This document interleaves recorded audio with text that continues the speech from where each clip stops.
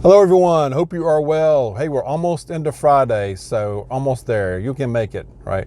So wanted to go over a couple of stories I ran across earlier today and get your thoughts on it. First one is that global food prices are nearing record highs. Not a huge surprise, but it's global, not just United States, but it's definitely going to keep impacting us.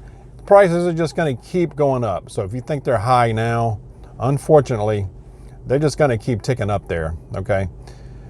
They're not typically real massive changes, which some are, I know, with meat and all, but usually it's little ticks at the time up, so you don't notice it as much, right? But if you compare your receipts now, from today, from even 2 months ago, even a month ago, it can be a little alarming.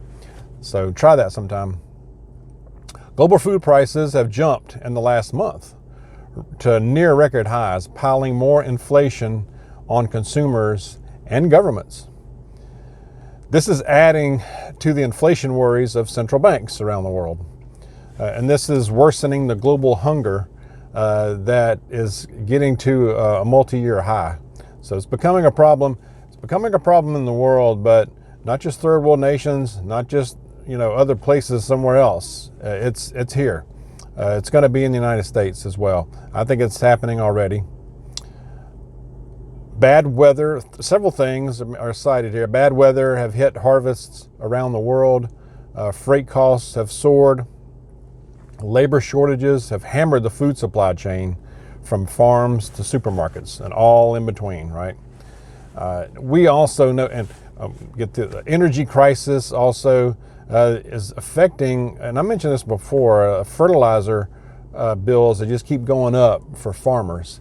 And, we cite all these things, but we know, we don't know exactly who, but maybe we do. But we know that it's all part of a plan. This is an orchestrated plan. I think it was planned a long time ago, and it's being carried out right now.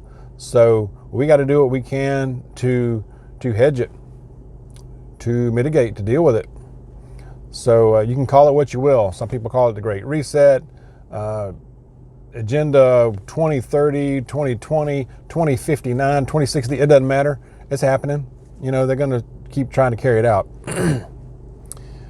This has implications for next year's crops as well.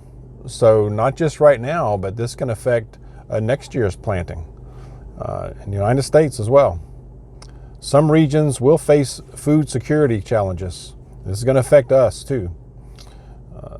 It's going to keep driving up the price up, similar to food costs, raw materials as well, even higher than what we saw in 2008 when we were getting into the Great Recession.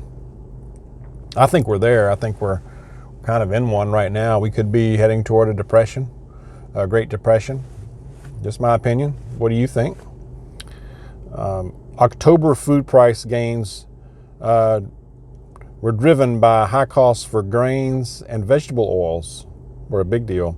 But we know, again, it was driven by something else too. So we got to keep growing. We got to try to do what we can to grow our own stuff, to be more self-sustainable as much as possible. I mean, even if it's just a potato plant or a tomato plant. If you live in an apartment, you have a small lot, and you don't have the land to even do a small garden. Even if you do one plant, one box, one planter, two planters, potatoes if you can, tomatoes, anything makes a difference. Other story is thousands of banks are closing. And this is due in part to several things. I mean, they talk a lot about digital services being a big deal now. Pressures from the health crisis are cited as one as well. Many experts are saying that this pattern is irreversible to many observers. But we also, like with the other thing, we know something big is at play as well that's just squeezing this. And it's on all fronts. It's global, too. They did cite that Huntington, three big banks, Huntington Bank Shares, Wells Fargo, Sierra Bank Corp, all announced the bank closures in the past few days. And this was mainly concentrated as far as the United States, Ohio, Philadelphia, California. In the UK, over 4,000 branches have closed. Increase in digital services is a big thing, is what they're citing here. TSB Bank, Santander UK, HSBC Holding, Barclays have all announced hundreds of closings just in this year, in 2021. Bank branches, some experts are saying that bank branches, the brick and mortar, are going to become extinct by the year 2034. What do you think about that? I'm not so sure. I'm not sure what to think about it. The digital banks are on the rise. Ones like Chime, Varo, Current are a few that were cited.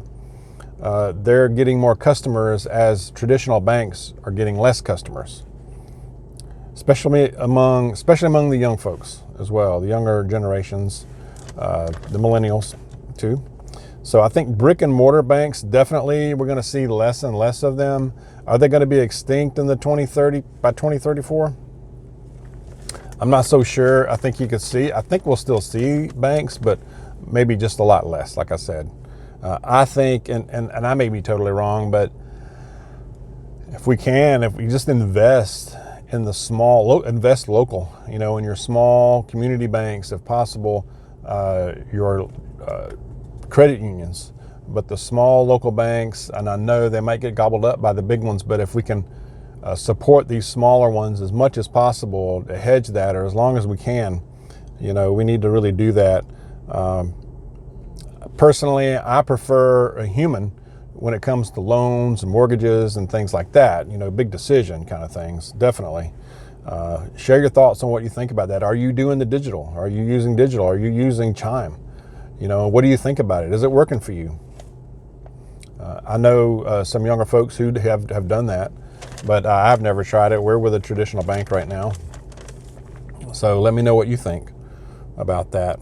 Is it going to take over? Is it all going to be digital? That worries me. That makes my trust in all this decrease if it's all digital. Puts too much control out of our hands, in my opinion. But yes, I think we should invest local, and that goes for other stuff, food as well, financial, invest local, invest in Jesus Christ, invest in God, the Lord our God, Christ Jesus. We need to invest in Him too, every day and every hour. So much is going on in this world. There are good things too that are going on, as well. But, we have news coming out every day. It's like, what's next and what's going on with this. We need to stay close to Him. We need to invest in Him every day, every hour. I need Him every hour. We really do. We just really do. We just need some Jesus all the time. But let me know what you think about that. And keep praying.